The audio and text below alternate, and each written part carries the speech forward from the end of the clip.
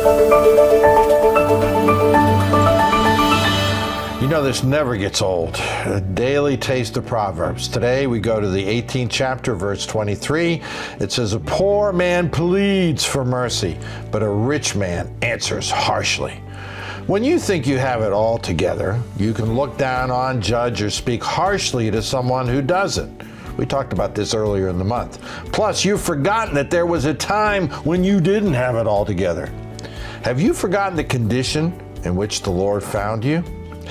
Are you no longer mindful of your ongoing poverty before God and your desperate need for God's grace every day?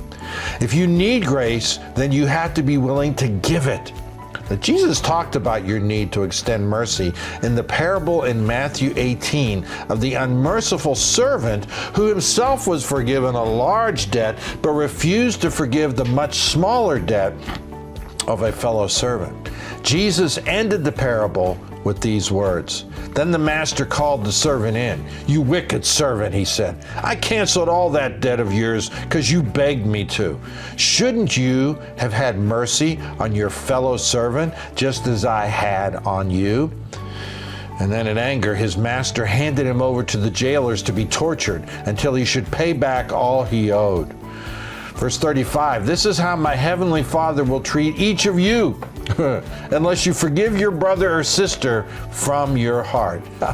Wow, that paints a pretty bad picture of what happens when you and I don't extend grace, which is where we're going to end today's taste. But come on back tomorrow. Try to have a happier one for you then, but I'll be waiting for you here.